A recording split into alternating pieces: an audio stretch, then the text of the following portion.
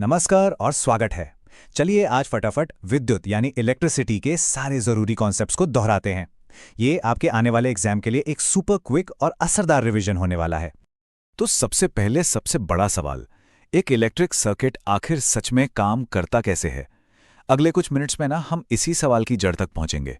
चलिए साथ मिलकर इसका जवाब ढूंढते हैं। देखिए, इस सवाल का जवाब देने के लिए हमें दो सबसे बेसिक चीज़ों को समझना होगा। पहली, इलेक्ट्रिक करंट क्या है, और दूसरी, ये सर्किट होता क्या है। सारी कहानी यहीं से शुरू होती है। एक इलेक्ट्रिक सर्किट को ना एक बंद रास्ते की तरह समझिए। जब तक ये रास्ता पूरा और बंद है, करंट इसमें आराम से लगातार बहता रहेगा।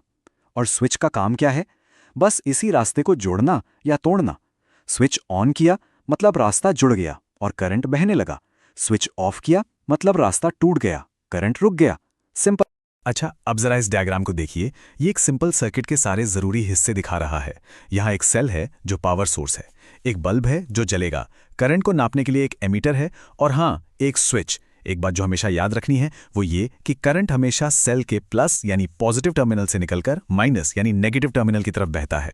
तो ये इलेक्ट्रिक करंट असल में है क्या? इसकी कल्पना ना बहते हुए पानी की तरह कीजिए। जैसे नदी में पानी के बहने से जलधारा बनती है, बिल्कुल वैसे ही जब चार्ज बहता है तो इलेक्ट्रिक करंट बनता है, और इसे हम नापते हैं एम्पियर में, जिसे ए से दिखाते हैं। और इसे दिखाने का एक बहुत ही आसान सा फॉर्मूला है, I बराबर Q बटा T। मतलब करंट I बस ये बताता है कि किसी तय समय T में कितना चार्ज Q एक जगह से गुजरा, बस इतना ही। ठीक है, तो अब हम करंट और सर्किट को समझ गए हैं। अब आते हैं ओम के नियम पर। यह किसी भी सिंपल सर्किट के लिए शायद सबसे जरूरी नियम है, और यकीन मानिए यह आपके एग्जाम में जरूर आएगा। तो सवाल यह है कि किसी तार में जो करंट I बह रहा है और उस तार के दोनों सिरों के बीच जो वोल्टेज V है, क्या क्या उनके बीच कोई रिश्ता है? इसी सवाल का जवाब है ओम का नियम। और ये ग्राफ देखिए, ये पूरी कहानी बता रहा है।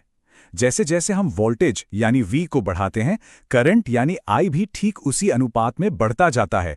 ये जो सीधी लाइन है ना, ये हमें यही बताती है कि V और I एक दूसरे के सीधे सीधे प्रोपोर्शनल हैं। और ये रहा हमारा हीरो फॉर्मूला, V बराबर IR। यही है ओम का नियम। ये वोल्टेज, करंट और एक नई चीज जिसे हम प्रतिरोध यानी R कहते हैं, उनके बीच का रिश्ता बताता है। तो ये प्रतिरोध या रेजिस्टेंस क्या बला है? इसे सर्किट में एक स्पीड ब्रेकर की तरह सोचिए। ये किसी भी चीज का वो गुण है जो करंट के बहाव को रोकने की, उसे धीमा करने की कोशिश करता है। जितना ज्यादा प्रतिरोध, करंट के लिए बहना उतना ही मुश्किल, और इसकी यूनिट है ओम। अच्छा, अब सवाल ये उठता है कि किसी तार का प्रतिरोध किन चीजों पर निर्भर करता है? वो कम या ज्यादा क्यों होता है? चलिए इसी को समझते हैं। देखिए, किसी भी तार का रेजिस्टेंस 3 मेन बातों पर निर्भर करता है। पहली चीज, उसकी लंबाई। तार जितना लंबा होगा, रुकावट उतनी ही ज्यादा होगी। दूसरी चीज, उसकी मोटाई।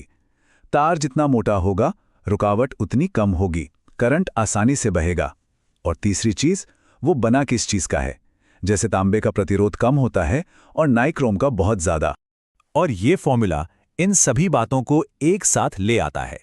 यहां ये जो रो है, ये पदार्थ की प्रतिरोधकता है जो हर मटेरियल के लिए फिक्स होती है। ये फॉर्मूला साफ साफ दिखाता है कि रेजिस्टेंस लंबाई L के साथ बढ़ता है और मोटाई A के साथ घटता है। अब आते हैं एक ऐसे टॉपिक पर जिसे एग्जाम में सवाल आते ही आते हैं। वो है कि जब हम कई सारे रेजिस्टर्स को एक साथ जोड़ते हैं तो टोटल रेजिस्टेंस कैसे निकालते हैं। तो रेजिस्टर्स को जोड़ने के 2 मेन तरीके हैं। पहला है श्रेणी क्रम या सीरीज, जहां उन्हें एक के पीछे एक ट्रेन के डिब्बों की तरह जोड़ा जाता है।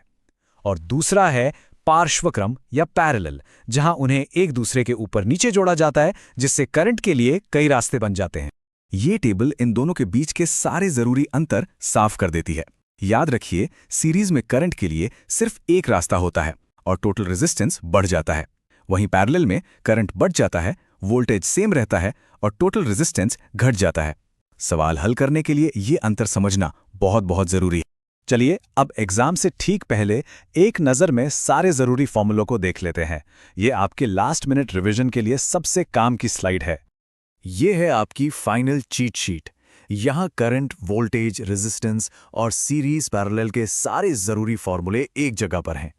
चाहें तो यहां रुककर इन फॉर्मूलों को अच्छे से अपने दिमाग में बैठा लें। अच्छा, अब तक हमने जो भी सीखा है उसके आधार पर एक सोचने वाला सवाल। कभी सोचा है कि जब किसी तार से बिजली गुजरती है तो वो गर्म क्यों हो जाता है? ये होता है करंट के हीटिंग इफेक्ट की वजह से, जो कि सीखने के लिए हमारा अगला मजेदार टॉपिक है। तो अगर ये क्विक रिवीजन मददगार लगा हो तो ऐसे ही और भी टॉपिक्स को आसानी से समझने के लिए मेरे चैनल यूपी बोर्ड सारथी यूट्यूब चैनल को सब्सक्राइब करें। अगली बार तक सीखते रहिए।